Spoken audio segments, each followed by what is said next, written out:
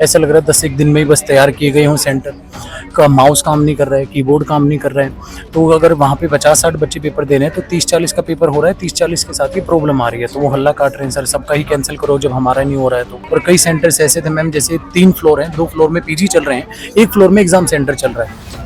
और एक सेंटर ऐसी हालत में था कि बाहर डीजे बज रहा है और अंदर एग्जाम हो रहा है। वो 17 महीने से पेंडिंग है, रिजल्ट डिक्लेयर नहीं कर रहे। तो ऐसे सेंटर हैं जहाँ पे लड़कियों को भी रात को 9 बजे तक रखा गया है। क्या हो रहा है आजाद भारत में ऐसा हो सकता? प्रशासन ही जब दुश्मन है, अब देख लो लाठीचार्ज, इतनी फोर्स है। जो ये पुलिस वाले वर्दी पहन रखे हमने ही इनको पढ़ा है। पेपर टाइम पे कंडक्ट नहीं हो रहा है, टाइम पे रिजल्ट नहीं आ रहा है। कह दो कि इंडिया तानाशाही है, हम चुप ही हो जाएंगे। नॉर्थ कोरिया ही बना दो इसको, अगर कोई बोल ही नहीं सकता तो। सरकार जो अपनी नाकामियों को छुपा रही है।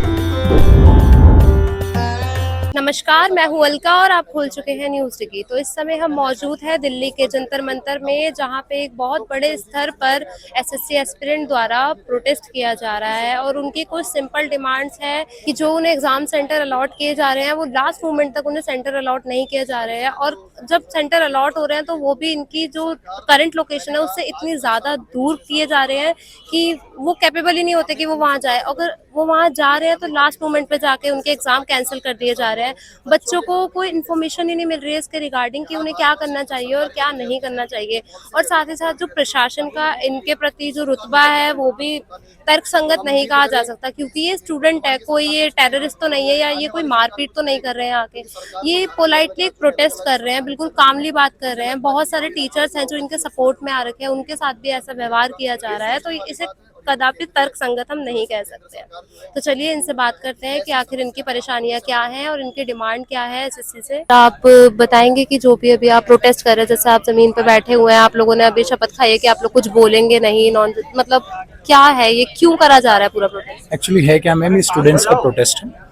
स्टूडेंट्स के साथ क्या है, एसएससी ने एग्ज़ाम जो है कंडक्ट किया था। वो एग्ज़ाम जो था वो सिलेक्शन फीस का एग्ज़ाम था।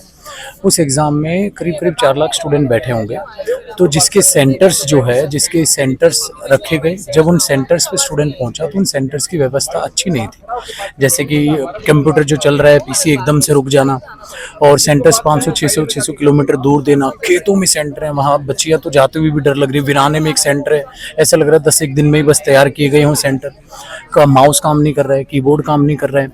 तो अगर वहाँ पे 50-60 बच्चे पेपर दे रहे हैं तो 30-40 का पेपर हो रहा है, 30-40 के साथ ही प्रॉब्लम आ रही है। तो वो हल्ला काट रहे हैं, सर सबका ही कैंसिल करो जब हमारा नहीं हो रहा है तो। यहाँ से प्रॉब्लम जो हो स्टार्ट हुई है। अब इसके साथ साथ क्या हो रहा है, बाकी भी एसएससी के साथ जो है 13 अगस्त से एसएससी सीजीएल का एग्जाम आना है। जो सीजीएल है उसमें बैठेगा 27,92,000 स्टूडेंट। तो अगर 4 लाख के करीब करीब स्टूडेंट्स में ये प्रॉब्लम है तो वो ही सेंटर्स कैसे हैंडल करेंगे 27 लाख प्लस में। और जो ये एग्जाम फिर हुआ है, इस एग्जाम को कैंसिल किया जाना चाहिए, क्योंकि बहुत सारे सेंटर्स पे तो ये भी हुआ कि बच्चे 500-600 किलोमीटर दूर गए हैं और वहाँ नोटिस लगाओ कि आपका एग्जाम कैंसिल है, नहीं हो पाएगा। क्यों नहीं हो पाएगा उसका कोई रीजन मेंशन नहीं है, क्योंकि वहाँ वो था ही नहीं, लैब से उनकी तैयार नहीं थी। वो वहाँ से प्रॉब्लम स्टार्ट हुई है। फिर बच्चा वापस आ रहा है, अब उनको ये नहीं पता है जिनका एग्जाम रह गया उनका क्या होगा, या जिनका हुआ भी वो बच्चे कह रहे हैं सर बाहर अगर हल्ला कट रहा होगा और अंदर डिस्टर्बेंस होगा, बच्चे वहीं घूम रहे हैं, वहीं एग्जाम हो रहा है। और कई सेंटर्स ऐसे थे मैम, जैसे 3 फ्लोर हैं, 2 फ्लोर में पीजी चल रहे हैं, 1 फ्लोर में एग्जाम सेंटर चल रहा है। और एक सेंटर ऐसी हालत में था कि बाहर डीजे बज रहा है और अंदर एग्जाम हो रहा है। तो इस तरीके से वेंडर है। तो हम कह रहे हैं कि एसएससी का जो वेंडर है उसे सोच समझ के एसएससी चुने। और जिसको भी, हम यहाँ किसी कंपनी को प्रमोट नहीं कर रहे हैं कि इस कंपनी को आप वेंडर दो, इसको जिसको भी आपको वेंडर देना है एसएससी को, वो 100% ऐसा वेंडर हो जो एग्जाम को अच्छे से कंडक्ट करा पाए। और आने वाले जो अगस्त में अभी जो पेपर्स हैं उनका पता चले। और एक और साथ साथ बच्चे, जैसे वही मुद्दा आया रेलवे एग्जाम्स को लेकर आया, उनके एग्जाम्स को लेकर, फिर साथ साथ एग्जाम को लेकर आया सीपीयू के लिए हमने फिर मुहिम उठाई। सीपीयू 2024 का रिजल्ट वो 17 महीने से पेंडिंग है, रिजल्ट डिक्लेयर नहीं कर रहे हैं। तो इतनी सारी चीजें जो है एसएससी के साथ हो रहे हैं। तो हमने एसएससी सुधार करो ये नारा लगाया कि एसएससी को इन चीजों पे बात करनी। सारे स्टूडेंट्स है, कोई हो हल्ला नहीं, चुपचाप बैठ के प्रोटेस्ट कर रहे हैं। इसीलिए हम लोग बैठे हैं कि एकदम शांति से प्रोटेस्ट है, हमारी बात पहुंचाई जाए, बस ये। सर जैसा कि भी स्टूडेंट बोल रहे हैं कि वो एक माइंड के साथ जाते हैं कि हमें सिर्फ एग्जाम देना है, बट स्टिल वहाँ पे वो जा रहे हैं, उन्हें टेक्निकल इश्यूज इतने आ रहे हैं, माउस नहीं चल रहा है, और वहाँ पे उन्हें बार बार बोला जा रहा है कि आप साइन करो और आप निकलो, अगर आपका टाइम हो गया निकलो। तो ये तो सर एक मेजर इशू है। जी मैम, बहुत बड़ा है और इससे मेजर इशू है कि उन्हें जबरदस्ती बोला जा रहा है। और हद तब होगी जब बाउंसर के द्वारा एक स्टूडेंट को पीटा गया, उसको ब्लड आया, वो वीडियो बहुत वायरल हुई, क्योंकि आजकल बच्चे कैमरे लेके जाते हैं, वीडियोस बनाते हैं। सर एग्जाम सेंटर पे बाउंसर की क्या जरूरत है? सबसे मेन क्वेश्चन। सबसे मेन क्वेश्चन ये था कि एग्जाम सेंटर पे बाउंसर क्या कर रहा है, और बाउंसर को ये अधिकार किसने दिया कि स्टूडेंट पे हाथ उठा दे। तो वहां से वो चीज जो है गलती है, वो इतने बड़ा रूप ले गई है उस स्टूडेंट की कि हाथ नहीं उठाना चाहिए था। बच्चे को आप हाथ नहीं उठा सकते। और बहुत ऐसे सेंटर हैं जहाँ पे लड़कियों को भी रात को 9 बजे तक रखा गया है कि या तो साइन करो, अदरवाइज नहीं जाओगे। तो कोई बच्चे कह रहे हैं हम चले जाएंगे तो आपका एग्जाम कैंसिल हम शो कर देंगे अगर जाओगे तो उनको ये जबरदस्ती में 9 बजे तक वहां से बच्चे भेज रहे हैं, वो अंदर पैक है। तो ये समस्याएं हैं जो भी मेन है। सर आपने जैसे कल प्रोटेस्ट किया दिल्ली चलो, आपका मेन उसमें डिमांड्स क्या रखी गई है एसएससी के सामने? जो 4 डिमांड्स थे वो मेन डिमांड्स क्या है? देखिए मैम, दिल्ली चलो वाला नहीं था नारा। मेन जो था, हमने कल सभी टीचर्स जुड़े थे, सारे के सारे टीचर्स, और हम डीओपीटी ऑफिस में जाके मिनिस्टर साहब से मिलना चाह रहे थे कि सर ये से प्रॉब्लम्स आ रही हैं, सिस्टम से रिलेटेड प्रॉब्लम है, सेंटर से रिलेटेड प्रॉब्लम है, सेंटर से रेडी नहीं हो रहे हैं। ठीक है, आप इन सबको सोल्व कीजिए। जो एग्जाम रह के रिजल्ट पेंडिंग है वो रिजल्ट आप दीजिए, और जो ये एग्जाम है उसके लिए आप क्या आगे करना चाहेंगे, तो उसके लिए ऑफर हो। ये था मैम। तो सर जैसे कल बर्ताव किया गया है प्रशासन के द्वारा भी जैसे कल बर्ताव किया गया है, तो वो तो कहीं से भी तर्कसंगत नहीं था, क्योंकि ये सारे स्टूडेंट है, ये सिर्फ नॉर्मली प्रोटेस्ट कर रहे थे। जैसे देखा गया नीतू मैम भी आई थी कल, और बहुत सारे टीचिंग स्टाफ वाले भी आए थे। तो सर जो ये बर्ताव था ये कहाँ तक सही था?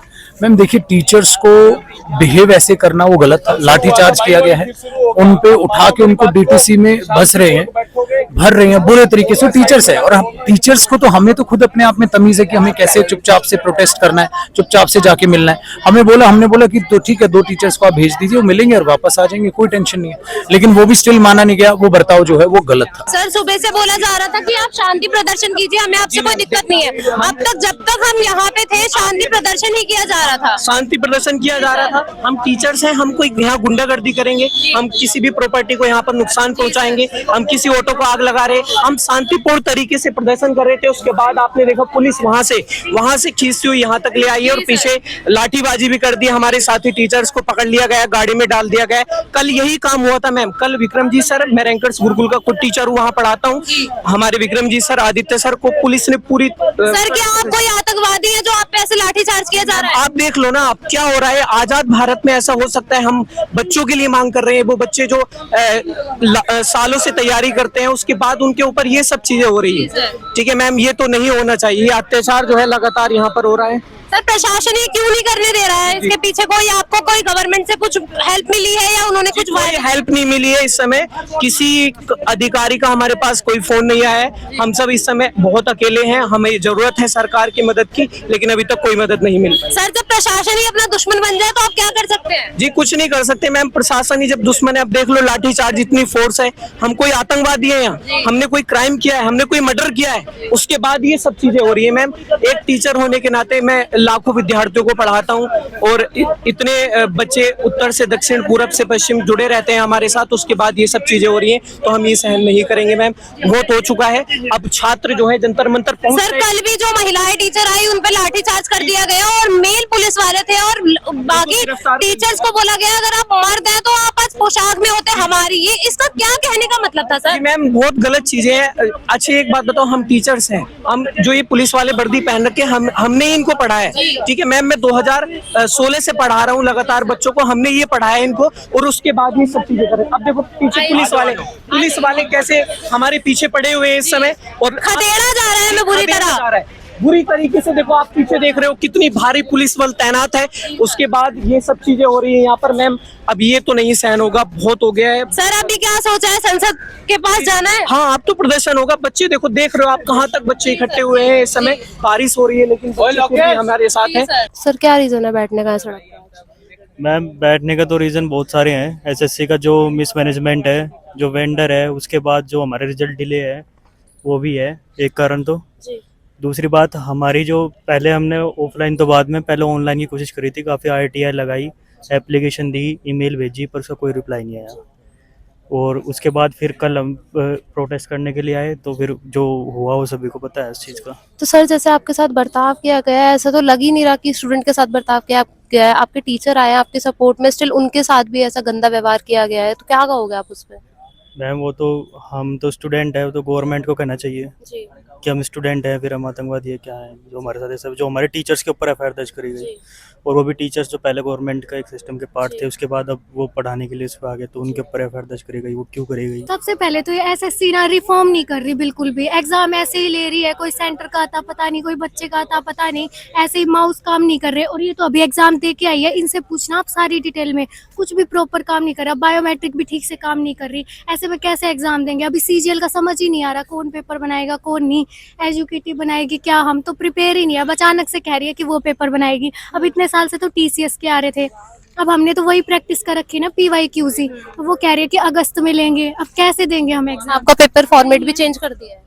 पेपर फॉर्मेट चेंज किया है, वैसे नहीं चेंज की बात नहीं, फॉर्मेट तो चेंज होना भी चाहिए, वरना कट ऑफ बहुत हाई जाती है। बट हम लोग जैसे तैसे घर से अपने 1 साल की परमिशन लेके आते हैं, घर वाले शादी के लिए फोर्स करते हैं, और पेपर टाइम पे कंडक्ट नहीं हो रहा है, टाइम पे रिजल्ट नहीं आ रहा है। जा रहे हैं वहाँ पे, पिछले साल में 5 मिनट लेट हो गई थी, एंट्री नहीं दी पेपर में बिल्कुल। इस बार में 7 बजे से एंट्री होनी थी, 7:30 पे पहुंच गई हूँ, और एंट्री का गेट खुला है 8:45 बजे, जबकि 7 बजे से एंट्री थी Pawan Ganga Rao exam centre. Paper देंगे वही तो, और है ना रटने का ज्यादा पूछते हैं, स्ट्रेटेजी के वो पेपर स्टार्ट होना था मैम, 10 बजे तक लाइन में बच्चे लगे हुए ही हैं, एंट्री ही नहीं हो रही है। कह दो कि इंडिया तानाशाही है, हम चुप ही हो जाएंगे। नॉर्थ कोरिया ही बना दो इसको, अगर कोई बोल ही नहीं सकता तो। इंडिया में तो सबके पास राइट है ना बोलने का, फिर बोलेंगे नहीं तो कहाँ जाएंगे? हम कोई दंगा वगैरह थोड़ी कर रखे हैं, वैसे भी आर्टिकल इतने प्रोटेस्ट का ही क्या फायदा हुआ? हाँ, प्रोटेस्ट का ही क्या फायदा हुआ? हम बात ही कर रहे हैं, कोई दंगा नहीं कर रहे, किसी को मार नहीं रहे, कोई पीट नहीं रहे, कोई नफरत की भावना नहीं फैला रहे, आराम से कह रहे, अपनी बात रख रहे हैं। और किसको कहें हम? मीडिया को ही कहेंगे। नहीं, स्टूडेंट्स तो अपनी मांगे देखो पहले से बता चुके हैं। आज ये डिसाइड कर रहे हैं कि आज हम शांति प्रदर्शन यहाँ पे करेंगे, और जेन्युइनली जिन बच्चों के साथ जो प्रॉब्लम हुई, वो बच्चे आए भी हुए हैं, आप उनकी बाइट ले सकते हैं, आप उनसे पूछ सकते हैं उनका कहाँ सेंटर था, वो अपना रोल नंबर कार्ड भी दिखा देंगे क्या उनके साथ समस्या आई। तो जेन्युइनली वो जो बच्चे हैं, हमने इधर किए हैं, अभी इधर इंटरव्यू दे रहे हैं, तो हकीकत तो वही बताएंगे। इनकी क्या गलतियां हैं, जो ये एडुकेटी जो एग्ज़ाम ले रहा है और वो क्या गलत कर रहा है पेपर में, मैं वो बताता हूँ। कल मैंने एक क्वेश्चन बनाया, एवरेज टाइप का क्वेश्चन था, ना ज़्यादा हार्ड था ना बहुत ज़्यादा इजी था, मैथ्स का क्वेश्चन था, सबने बनाया होगा, कई बच्चों ने नहीं भी बनाया होगा। क्वेश्चन जो था, उस क्वेश्चन में एक गलती थी, उसका आंसर जो था 18.6 आना था, लेकिन मैंने तो सॉल्व किया उसको। सॉल्व करने के बाद मैंने 18.6 जो था उस पर मैं मारने गया, लेकिन मैंने क्या देखा कि ऑप्शन में 18.6 की जगह 18,6 लिखा हुआ है। बाद में जब इनका आंसर किया आएगा, उसमें ये बताएंगे कि ये क्वेश्चन जो है गलत है। कुछ बच्चे जो होंगे जिनकी तैयारी अच्छी नहीं होगी, उन्होंने इसको सॉल्व नहीं किया। कुछ ऐसे भी होंगे जिन्होंने इसको सॉल्व किया, उनका गलत हो गया, मैंने भी इसको सॉल्व किया। अब क्या होगा कि जब आंसर किया आएगा, मार्क्स टू ऑल उसमें दिया जाएगा। मैंने सॉल्व किया, मेरा टाइम उसमें गया, जिसने नहीं सॉल्व किया उसको उसके लिए 3 नंबर मिलेंगे, जिसने उसको गलत कर दिया उसको उसी क्वेश्चन के लिए 4 नंबर मिलेंगे। तो मैं कहाँ रहता हूँ उस कंपटीशन में? मैं हूँ ही नहीं। मेन डिमांड यही है कि जो ऑर्गेनाइजेशन एग्जाम ले रहा है उसको अच्छे से अपने आप को इम्प्रूव करना होगा, चीज़ें लोगों के लिए आसान करनी होगी।